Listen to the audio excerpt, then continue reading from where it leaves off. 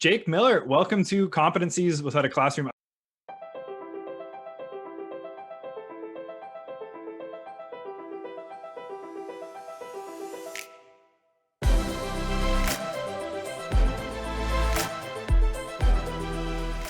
I'm super excited to have you here. You and I have had the chance to get to know each other a little bit these past few months. So I'm looking forward to our listeners getting that opportunity as well. And before we get into all the amazing work that you are doing in your classroom, Jake, and all the other places people can learn about you online, we're going to start today with the most important question that you're going to get today. Okay. It's a question that, quite frankly, it's going to help set a tone for the rest of the interview. And it's the question that our listeners want an answer to. So Jake, when it comes to pineapple on pizza, you a yes or a no on that one?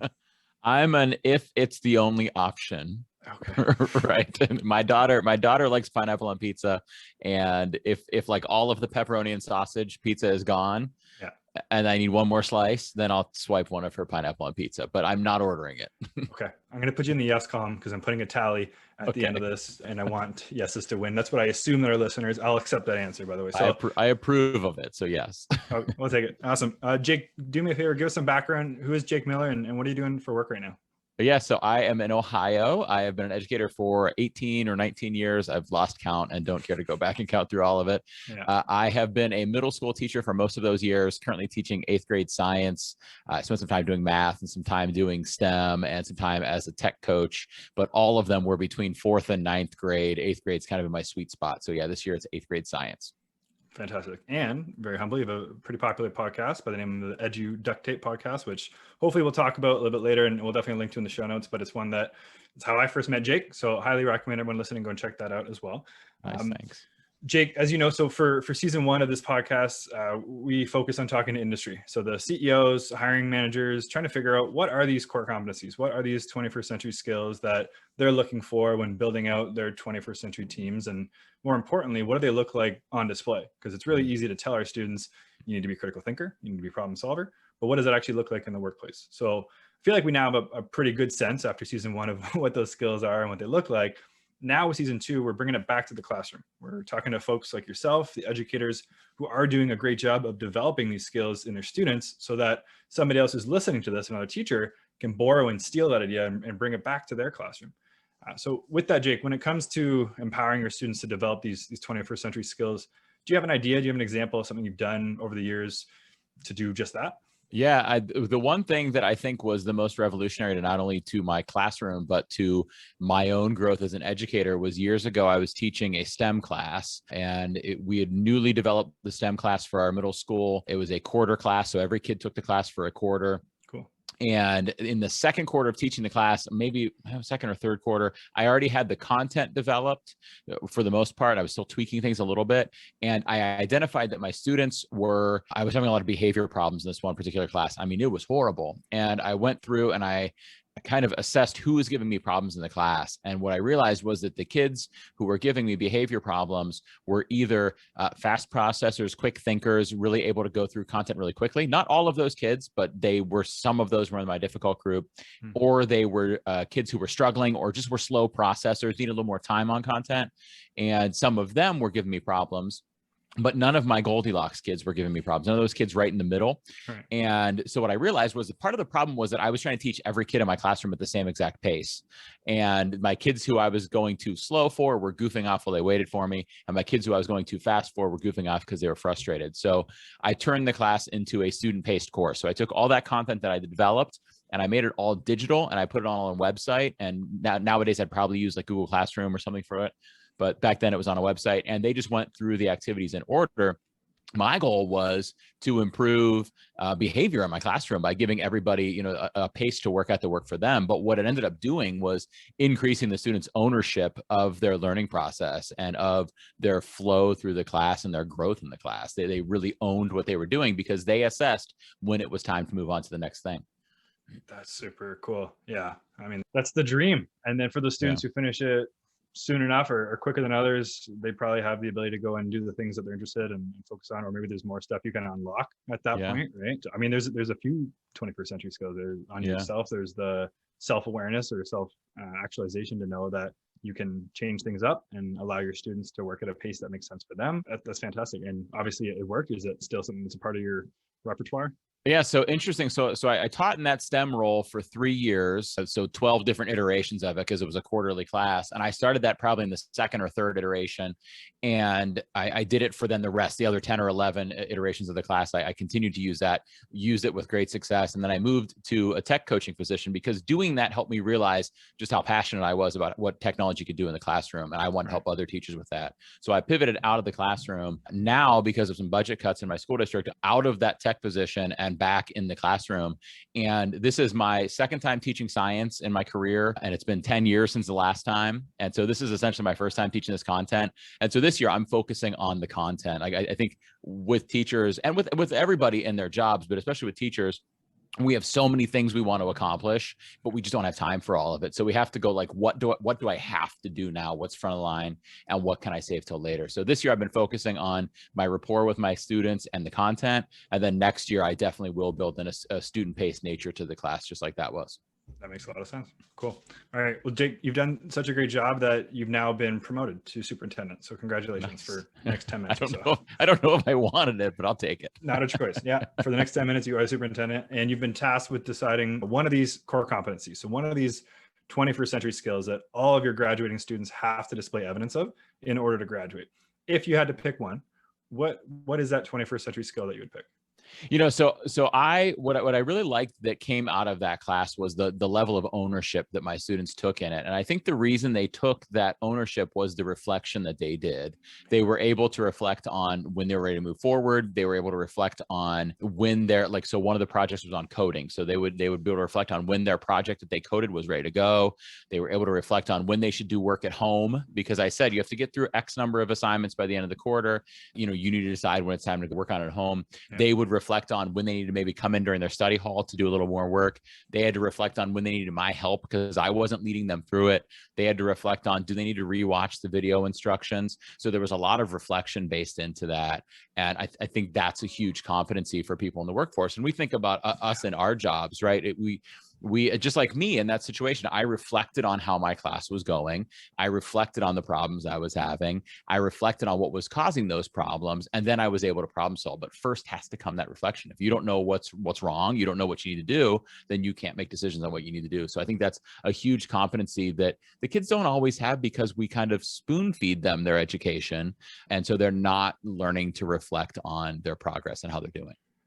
I love that answer, Jake. Obviously, you know, I spent a fair bit of my day talking about digital portfolios, and a huge part of that is baking in this habit of reflection. Yeah. So many things come out of it, from just getting to better know your strengths, your weaknesses. But I mean, for that example, the critical thinking, right? Am I ready to move on to the next piece? Did I understand? So and I think with digital portfolios, that's a great point, because a lot of teachers, I think when they first hear about digital portfolios, they just think it's a place to showcase the work, showcase the completed work. And that's great. You know, we want the kids to take pride in putting it out there to the community, but there needs to be more to it than that. There needs to be reflecting on the progress in the work. And I prefer a digital portfolio that shows work from beginning to end, or at least at multiple points throughout the process. And then a reflection of, this is where I started, this is where I got to. And by doing that digital portfolio, you're forced to do that reflection as you go through the process. Why am I choosing to put this in there? What do I expect as the results? Why is this the content I'm putting on the site? And so I think a digital portfolio is a huge way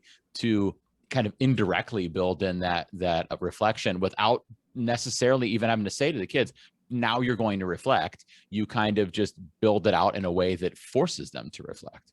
Yeah. Or like you do it so often, it just becomes habit, and they just, it's ingrained, right? I love what you just said. And yeah, there's a few P's that people love to talk about. So when you first talked about it, people think in their brain, digital portfolio is that product portfolio, that end result that I share externally. But yes, the true magic of a digital portfolio is the process, or the progress. Teacher and I talking about it today, we came up with this term, I don't know if it'll catch on, a visual growth portfolio, right? To be able to visualize growth from start to finish, like you just talked about. So yeah, I like that. We're on the same page. Okay, so Jake, let's transition to, let's do some rapid fire questions for you. What's a life skill that you weren't taught in high school, but maybe that you wish that you were? I'd like to say that it's that reflection, because I feel like that's the way my instruction when my learning process was, I think I was pretty good at identifying when I needed to study a little bit more, but it didn't come around for me until I was in middle school and had my first difficulties in a class. So I think self-assessment and reflection, I think, are huge. Yeah. And luckily, to your point about mentioning it, the teachers are a lot more proactive, I feel like, today than at least when I was in school about that kind of stuff, right? Yeah. Yeah. So you have a billboard, everyone's going to see this billboard and you can write one thing on it. What would it say? Huh. Okay. A billboard. And okay, I'm going to say, listen to the 21 for 21 podcast. No, yeah. I mean, if it's easier, what if the billboard's in front of the school on the way in? Of the school? Okay. Yeah. I'm not sure what the exact slogan is, but I want everybody to take ownership over their own progress. Like an equation that I use a lot. I've got it on a bracelet. I don't have it on here. My E plus R equals O bracelet, and E plus R equals O stands for event plus response equals outcome. It's not my equation. It started with a guy named Jack Canfield, but the idea is you're given the event. You have no control over what the event is. You have an outcome that you want to get to. You can't guarantee you're going to get to that outcome, but the only thing you have control over is that response in the middle. So I think I like to have that bracelet with me, and I have it written, at my desk, and I have stickers hanging up around my desk and Post-it notes and things like that, so that I remember that's how I need to handle the problems in my life. So I think that's a perfect billboard because it keeps that in our mind. Yeah, I love it. There's a bunch of things you can throw in there from that. There's take ownership. There's focus on what you can control. One that I love to say a lot, I'm a big fan of cheesy quotes. Whether you think you can or you can't, you're right. You're right. Yeah. Yeah. So I love it. Canfield's got some great stuff. IQ or EQ, you can only pick one. Which one would you pick? I'm going with EQ for sure. I think our world is moving in a direction where that's such an important part of what we're doing. Of course, IQ is a great thing to have, but we have the power to learn. I think that collaboration is huge that comes with EQ for sure.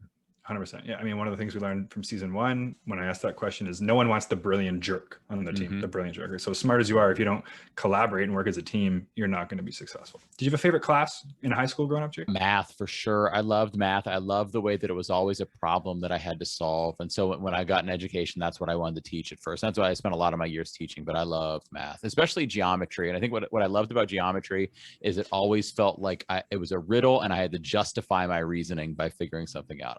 I just enjoyed it. That's a great way to look at it. Yeah. You talked about Canfield, so maybe that's the book, but what's a book that you've read that's had such an impact on your life that maybe you wish you would have read it from a younger age? Well, one is, I'm going to give you 2 answers. I'm going to cheat here. As an educator, the book that influenced my beliefs about education the most is Drive by Daniel Pink. It's not directly about education, but I think if you're an educator, you can't read that and not think about how it applies to education. But the basic summary is it's a focus on how humans are motivated, what motivates humans, and that's autonomy, mastery, and purpose. The book is phenomenal.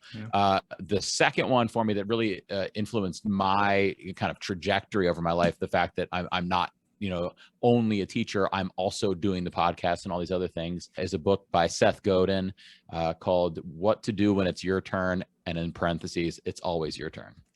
And that one really just told me if these are the things I want to do, why aren't I doing them? Right. And that kind of set me on that path forward to doing that.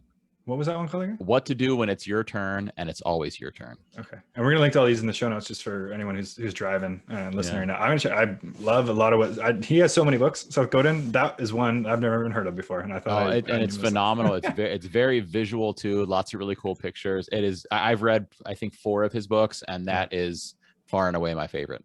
Okay, fantastic. I'm going to check that one out. Jake, you have a magic wand. You can change anything about the education system as we know it today. What would you change? So we have a really big focus on standardized testing that I think is at the detriment of our students. I think assessment to some level is important. We need to assess, like we talked about reflection earlier. If you're not assessing, how are you reflecting, right? So there needs to be some kind of assessment, but because of standardized assessment, we teach in a very regimented way. We tend to, I know I do. I'm not even saying, I'm not teacher blaming. I'm saying I do it. And we, doing that thing that I was talking about before, where all students are moving at the same pace at all times, because we need to get them all through the same content in time for a standardized test I'm going to take. And I feel like if we could find a new way to assess our students and make sure that the learning is happening, if we could change away from that, I think it would solve so many things that I think are a problem in the classroom. It's a great answer. I mean, there's a lot of people talking about that right now. I mean, this year more than ever, it seems crazy. I think we're spending so much time preparing for this big test when there's other priorities like getting through the year that we could be focusing on, right? Yeah. It's a great note to end on, Jake. So, I mean, we teased it at the start, the Edu Duct Tape podcast, but where can people go to learn a bit more about you and the amazing work that you're doing right now? So I'm on all of the social medias at Jake Miller Tech. My website is jakemiller.net, and you could find out more about the Educational Duct Tape podcast at eduduct, that's with a T, tape.com. Fantastic. Jake, thank you so much for taking the time, and have a fantastic rest of your day. Damien, thanks for having me. I really appreciate it.